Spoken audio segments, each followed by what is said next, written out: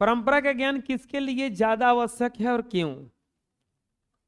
परंपरा का ज्ञान उन लोगों के लिए सबसे ज्यादा आवश्यक है जो सारी रूढ़ियां तोड़कर क्रांतिकारी साहित्य की रचना करना चाहते हैं, साहित्य में नई परंपरा को आरंभ करना चाहते हैं। अर्थात जो लोग समाज में बुनियादी परिवर्तन करके वर्गहीन शोषण मुक्त समाज की स्थापना करना चाहते हैं, ऐसे लोगों के लिए परंपरा का ज्ञान अति आवश्यक है। साहित्य के परंपरा के ज्ञान से ही प्रगतिशील आलोचनात्मक आलोचना का विकास होता है तथा इस प्रगतिशील आलोचना के ज्ञान से ही साहित्य की धारा मोड़ी जा सकती। प्रश्न कर रहा है कि परंपरा का ज्ञान किसके लिए सबसे ज्यादा आवश्यक है?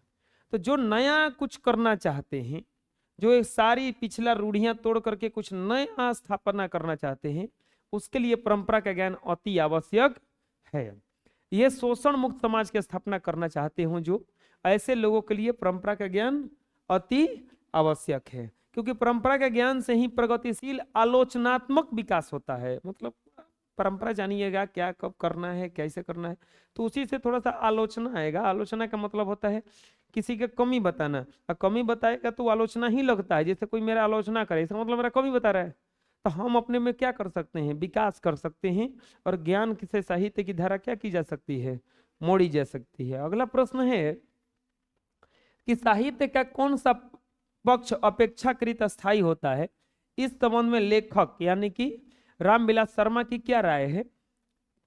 तो साहित्य का वह पक्ष अपेक्षाकृत स्थायी होता है जिसमें मनुष्य का इंद्रिय बोध उसकी भावनाएं करती हैं।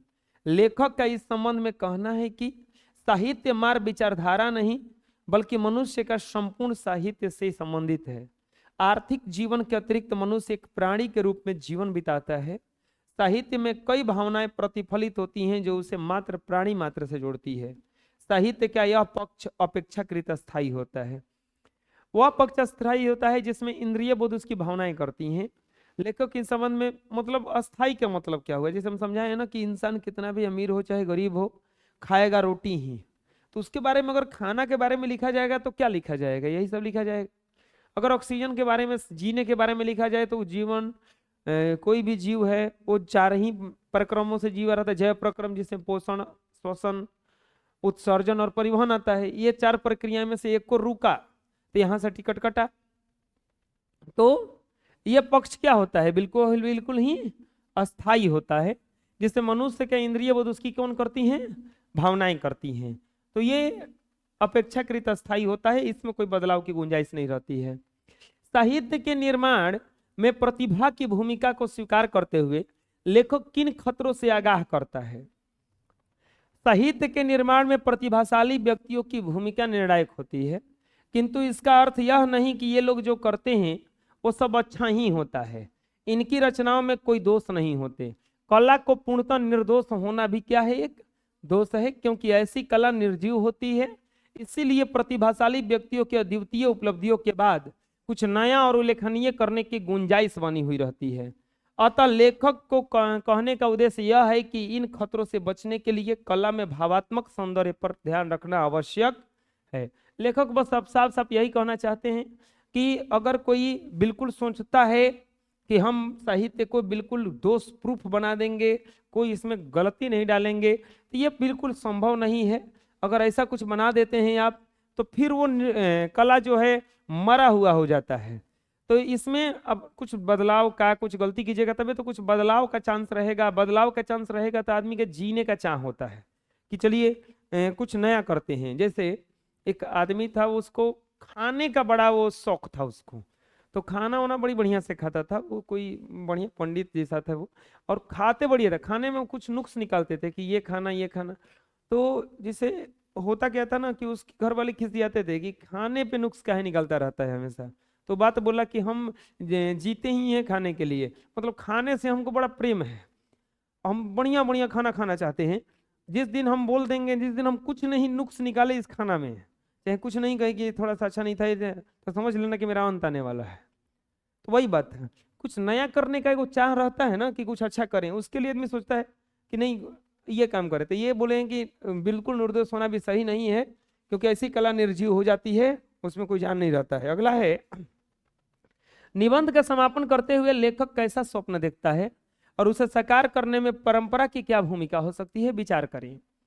तो निबंध का समापन करते हुए लेखक भारत के उज्जवल भविष्य की कामना करते हुए आशा व्यक्त करता है कि जब हमारे देश की जनता साक्षर होगी तब साहित्य के बहुत सारे नए पाठक उत्पन्न होंगे। इस देश में बड़े पैमाने पर संस्कृति का आदान प्रदान होगा। विभिन्न भाषाओं में लिखा हुआ साहित्य जातीय सीमाएं लांघकर अन्य देश की संपत्ति बनेगा। अंग्रेजी प्रभुत्व बनाने की भाषा न होकर ज्ञानार्जन की भाषा होगी। यूरोप एवं एशिया की भाषाओं के साहित्य में हमारा परिचय होगा तथा मानव संस्कृति में भारतीय साहित्य का गौरवशाली परंपरा का नवीन योगदान होगा। मतलब ये कहते हैं कि जब एक देश साक्षर होगा तो बहुत से नए पाठक उत्पन्न होंगे, नए पाठक उत्पन्न होंगे, तरह तरह की भाषा में लोग अलग अलग कवियों के अनुवाद को करेंगे, सब लोग पढ़ेंगे, तो एक नया संस्कृति उत्पन्न होगा जो पढ़ा लिखा होगा, जो हर संस्कृति को जानता होगा, क्या गलत है क्या अच्छा है, ये सब कुछ को क्या करना होगा। उज्जवल भविष्य में ये भारत के जोड़ रहे हैं क्योंकि इससे गौरवशाली परंपरा बनेगा एक, कि हर कोई हर कुछ जानता हो, ऐसा कुछ एक परंपरा बन जाएगा। अगला प्रश्न है, क्या साहित्य सापेक्ष रूप में स्वाधीन होता है? साहित्य सापेक्ष रूप में स्वाधीन होता है, इस मत को प्रमाणित करने के लिए लेखक ने कौन कौन से तर्क दिए हैं और प्रमाण उपस्थित किए हैं। एक और प्रश्न इसको ऐसे पूछा है कि साहित्य सापेक्ष रूप में स्वाधीन क्यों होता है? साहित्य जो है सापेक्ष रूप में स्वाधीन क्यों होता है? तो देखिए क्या कहे हैं इसके बारे में लेखक।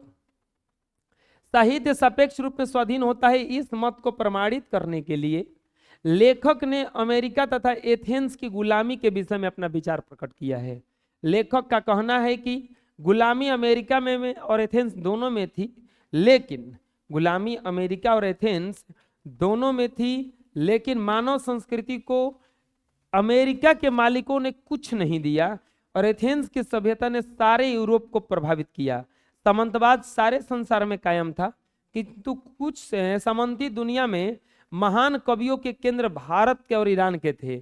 पूंजीवादी विकास के में यूरोप में हुआ, लेकिन Raphael, Leonardo da Vinci, Michelangelo Italy की देन है। यही कारण है कि द्वंद्वात्मक भौतिकवाद मनुष्य की चेतना को आर्थिक संबंधों से प्रभावित मानते हुए उसकी सापेक्ष स्वाधीनता स्वीकार करता है। उनका मानना है कि न तो मनुष्य परिस्थिति का नियामक है और न ही परिस्थितियां मनुष्यों के नियामक है। मतलब देखो क्या कहना चाहता है कि हर समय कोई ना कोई उपाय रहता है जिससे आप अपने आप को प्रूफ कर सकते हो, लेकिन कोई कोई ऐसा आदमी होता है जो अपने आप को प्रूफ करने के लिए जी जान लगा देता है और ऐसे में सफल भी हो जाता है।